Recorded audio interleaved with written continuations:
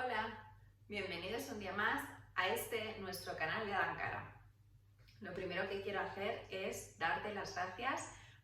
por estar un día más en nuestro canal y obviamente si estás suscrito, pues darte las gracias por formar parte de esta pequeña gran comunidad que estamos creando a través de Adankara para hablar y normalizar la psicología, la psiquiatría, la psicofarmacología y empezar a cuidar nuestra salud mental como algo normal y cotidiano de nuestro día a día, ¿vale?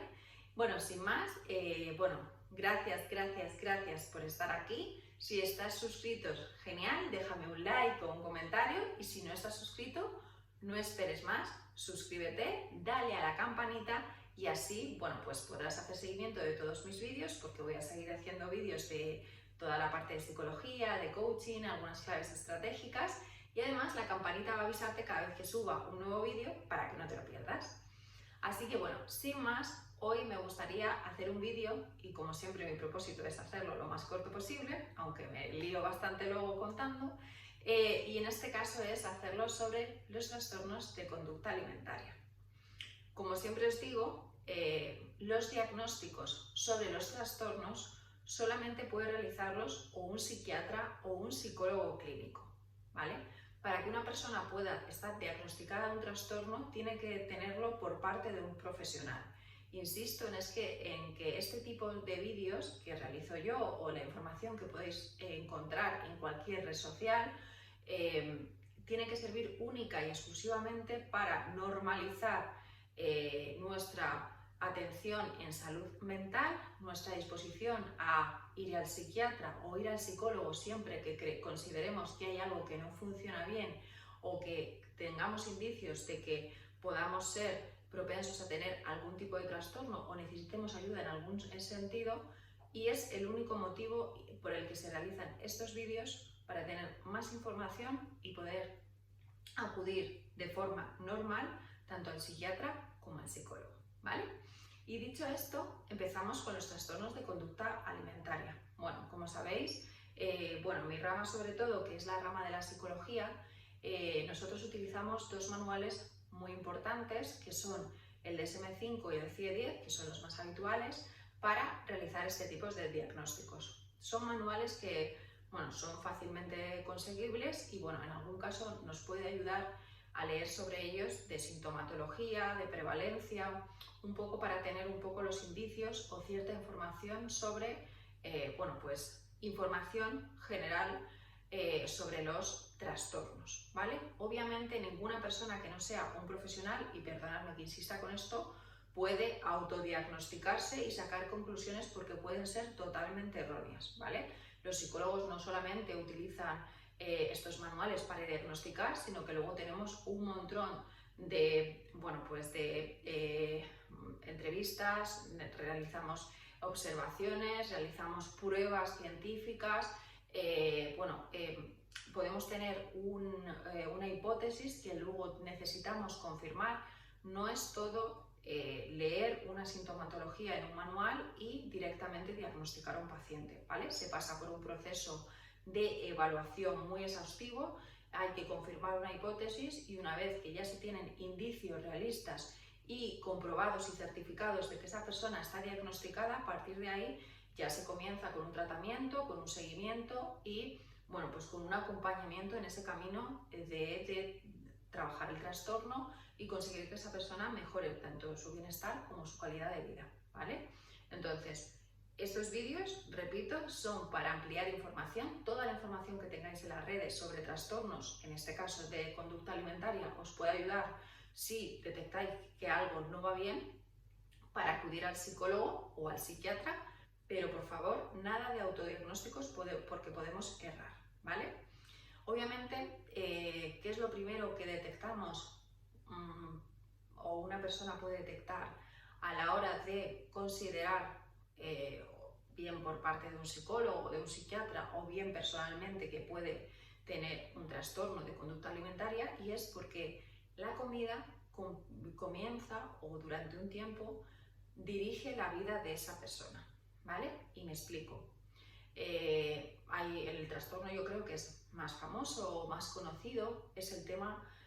o el trastorno de anorexia, ¿vale? Realmente casi siempre es una anorexia nerviosa, pero bueno, lo más común en las redes sociales, lo que más se ha viralizado y lo que más se ha normalizado es la anorexia, sobre todo por parte de los adolescentes, ¿vale? Si tomamos como ejemplo esta anorexia, vemos o sabemos a nivel de cultura general que las personas que la padecen, su vida gira en torno a la ingesta de alimentos y eso perjudica no solamente el nivel físico, sino también el nivel psicológico de los pacientes diagnosticados con este trastorno, ¿vale?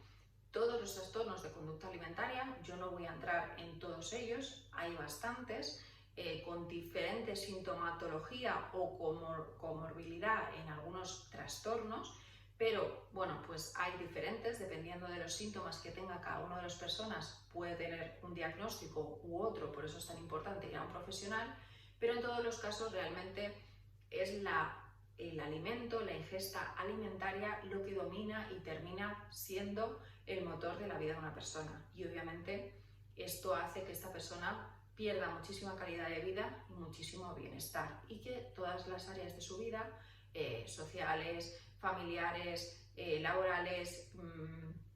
todas se vean afectadas y perjudicadas por cada uno de estos trastornos, ¿vale? Yo hoy en este vídeo, pues si no haría un vídeo larguísimo, voy a entrar en los 4 trastornos principales, pero hay muchos más y bueno, pues voy a dar pequeños tips que puedan ayudaros a comprender más este tipo de trastornos y si en algún caso tenéis alguna persona afectada o vosotros mismos, bueno, pues os animéis a dar el paso de ayudar a contar con un profesional, ¿vale? Bueno, en este caso, estas personas, al identificar que su vida es dominada única y exclusivamente o que gira en torno a la ingesta de alimentos, bueno, pues lo primero que tenemos que hacer es identificarlo y obviamente ponernos en manos de un profesional. ¿Cómo podemos saberlo? Pues obviamente lo primero que hay que hacer es descartar que bueno, pues este paciente o esta persona esté teniendo una afección médica, es decir, si una persona, por ejemplo, tiene un problema intestinal que le produce dolor, porque tenga una alergia, porque tenga, bueno, pues algún problema bueno, pues en el intestino y eso le produce dolores o tiene alguna afección médica, puede hacer que la comida o la ingesta de alimentos se convierta en algo difícil que tiene que gestionar, incluso en algún momento puede hacer que renuncie a comer, ¿no? Pero bueno, estaríamos hablando no de un trastorno, sino de un problema médico, con lo cual lo primero que tenemos que identificar es que si nuestro caso o el caso de algún familiar o conocido es algo médico, pues se separa totalmente del trastorno. Podría en algún caso ir de la mano, ¿no? Pero bueno, en principio si hay alguna afección médica habría que llevarlo por la rama de la medicina. En otros casos también, bueno, y otro caso también que es bastante descartable es si una persona hace uso o abuso de sustancias, ¿vale? Hay un vídeo que he hecho hace, no sé, unas semanas sobre adicciones donde explico que obviamente si utilizamos sustancias adictivas puede tener un efecto en los pacientes o en las personas, bueno, que puede determinar o cambiar, pues una de las afecciones sería en la ingesta de la comida, o bien hacia muchísima ingesta de comida, o bien hacia el rechazo de la comida. Con lo cual, tanto las afecciones médicas como el abuso de sustancias habría que tratarlo antes de poder ver si realmente esa persona tiene un trastorno, porque eso ya son determinantes nucleares que alejan un poco, aunque puedan ir de la mano, de un trastorno de conducta alimentaria, y habría que tratar primero estos dos temas que son importantes. Si descartamos que no hay una afección médica y además descartamos que no hay un uso o abuso de sustancias adictivas, en ese caso ya empezamos a entrar en qué tipo de trastorno según la sintomatología, aunque puede haber alguna sintomatología común entre todos los trastornos, tiene o padece ese paciente o persona. En este caso, al final hay como una especie de ciclo que se repite o que es un poco común, y es una preocupación que suele ser habitual por el peso o la forma corporal. Bueno, no está en todos los trastornos, pero es bastante común esa preocupación. Hay en muchas ocasiones una relación con la comida, o en casi todos los trastornos, errónea o conductualmente no correcta, que pasa por el exceso de ingesta, la restricción de la misma o entrar en esas dietas, exceso de ejercicio, etc., dependiendo del trastorno en mayor o menor medida y con sintomatologías diferentes. Por otra parte, otro de los puntos importantes también es que en algunos trastornos, aunque no en todos, hay una conducta compensatoria inadecuada. Es decir, alguien que tiene una relación con la comida o con la ingesta de productos alimentarios muy dificultosa. Intenta no ingerir o intenta tener una dieta por la preocupación del peso, de la forma corporal, etc. De repente se ve ingiriendo por esa ansiedad o ese nerviosismo algo que no estaba en sus planes, bien sea la zona de atracón o bien ingiriendo algo por obligación o por necesidad, y en el momento que ha ingerido aparece un sentimiento habitualmente de culpa, ya os digo, no en todos los trastornos, pero sí en la mayoría de ellos, que hace que la persona o el paciente quiera o realice conductas compensatorias que no son adecuadas, como puede ser, por ejemplo, el vómito, ¿no? Todo esto comienza dependiendo del trastorno, a ir en bucle, a comenzar arriba y abajo y vuelta a empezar, y llega un momento en el que el paciente o la persona, después de un tiempo prudencial, que suele ser aproximadamente un mes, 6 meses, dependiendo un poco del trastorno, llega un momento en el que esa persona no es capaz de controlarlo, no es capaz de salir de ese bucle en el que ha entrado, aunque lo intenta y tiene diferentes metodologías, puede probar diferentes cosas, y empieza a tener consecuencias que a futuro pueden ser graves, tanto físicas como psicológicas. Por eso es muy importante la ayuda de un profesional. ¿Cuáles son los trastornos más habituales en conductas alimentarias? Yo voy a citar 4, aunque hay bastantes, muchos más, y como os digo, el diagnóstico tiene que hacerlo o psicólogo clínico o psiquiatra. El primero es el que ya hemos comentado, ¿vale? La anorexia, que suele ser una anorexia nerviosa. En este caso, las personas dentro de ese bucle que comentábamos, lo que hacen o por lo que se caracteriza es por la restricción de la comida. Son personas que ponen muchos bloqueos a la hora de ingerir alimentos, intentan o no ingerirlos o ingerir cantidades muy pequeñas que no son suficientes para sostener una salud normal, con lo cual son personas que suelen manifestar un peso muy bajo, dependiendo de lo avanzada o de la gravedad de ese trastorno. El peso es más regular o menor, ¿vale? Obviamente, esa ingesta no se suele realizar, el peso es bastante bajo y puede haber en algún caso comorbilidad, que es decir, sintomatología común con una bulimia nerviosa o con algún trastorno de atracón, aunque si está diagnosticado anorexia nerviosa, en principio lo que más lo determine es esa resistencia y ese peso bajo, ¿vale? Choca un poco o es diferente, aunque ya os digo que en alguna ocasión pueden ir acompañados, o sea, pueden ir de la mano, con la bulimia nerviosa. Obviamente, la bulimia nerviosa creo que también es un trastorno que se conoce bastante y lo sufren aquellas personas que, intentan restringir esa ingesta, porque realmente el origen de la bulimia nerviosa y la idea que tienen estos pacientes es hacer dieta, mucho deporte, tener una dieta saludable, comer poco, pero ese control de esa dieta se les escapa un poco de las manos, caen en un atracón habitualmente, ¿vale? Estamos hablando en términos generales, habitualmente caen en un atracón por esa resistencia a haber ingerido de forma correcta durante algunas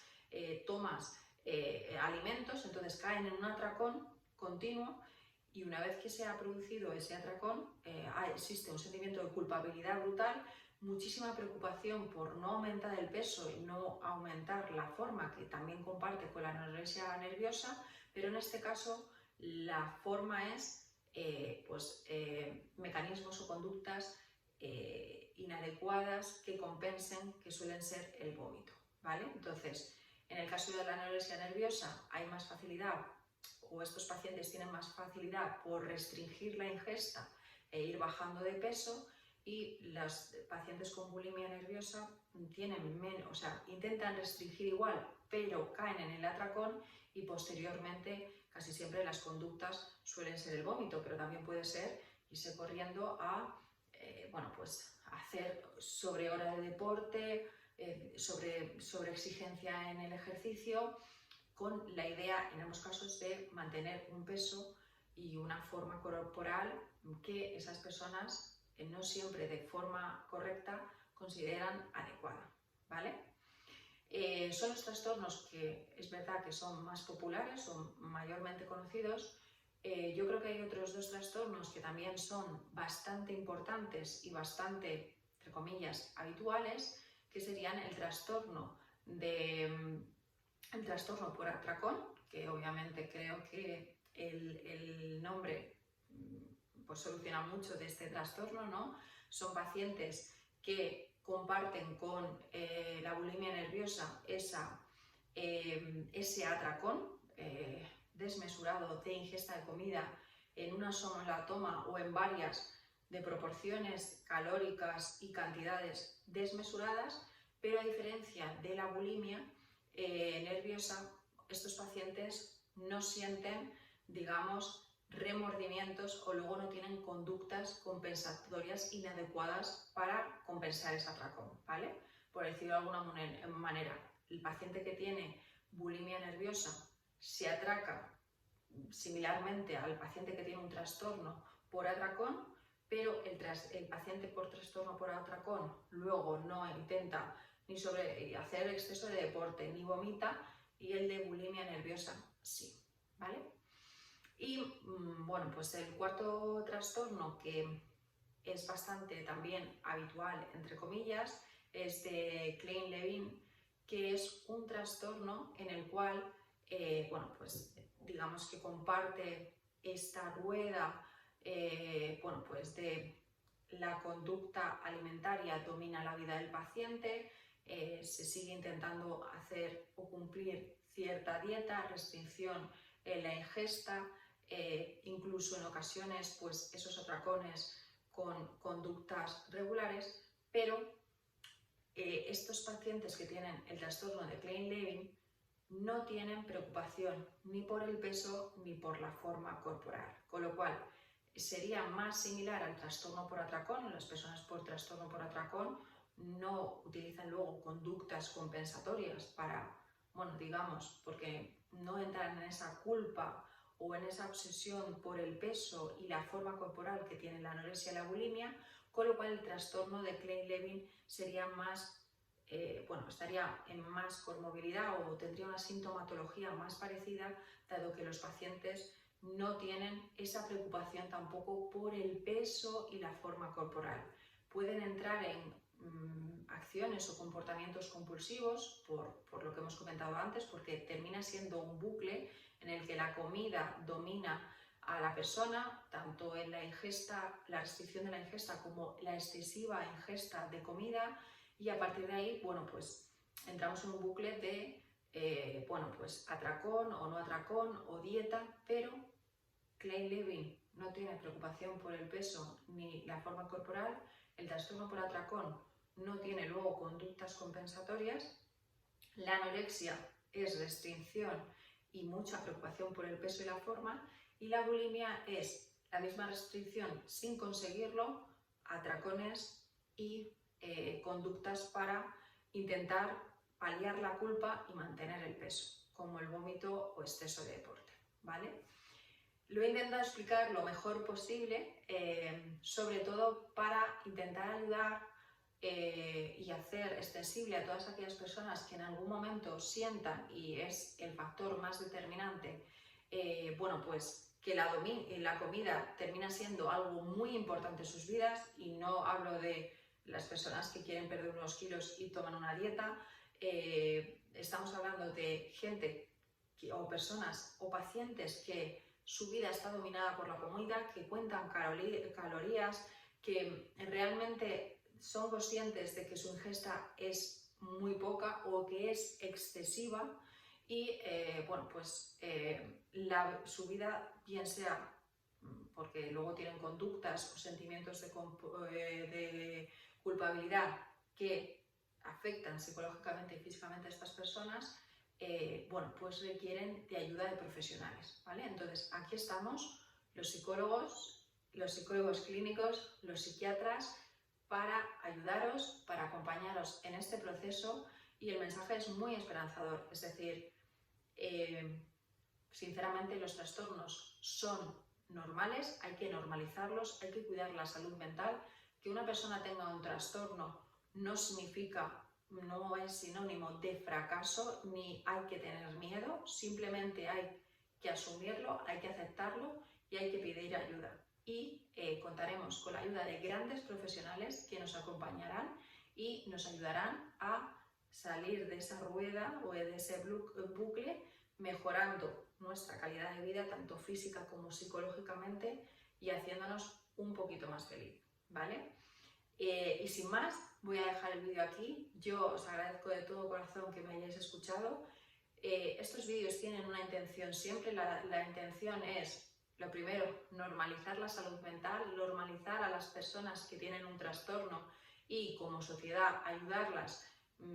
a tener la vida más fácil posible y el bienestar y la calidad de vida mejor posible, pero obviamente siempre empieza por la persona que quiera dejarse ayudar y que quiera dejarse acompañar por profesionales para que, bueno, pues consigan solucionar ese problema, o si no se puede solucionar y es algo crónico, pues que se acompañen para llevar una vida lo más feliz posible, y bueno, pues con ayuda profesional que permita que esto siga por un cauce lo más positivo para la persona. Y sin más, ahora sí, gracias por estar ahí, gracias por escucharme. Si te ha gustado, acuérdate de suscribirte. Si consideras que a alguna persona le puede ayudar este vídeo, envíaselo. Y cualquier duda, sugerencia o algo que consideréis, siempre a modo informativo, por supuesto, nada de autodiagnósticos ni nada fuera de una consulta psicológica, tenéis tanto esta red como Instagram o TikTok con el mismo nombre, Alancara, para consultarme. Muchísimas gracias por estar ahí y que tengáis muy buen día. ¡Chao!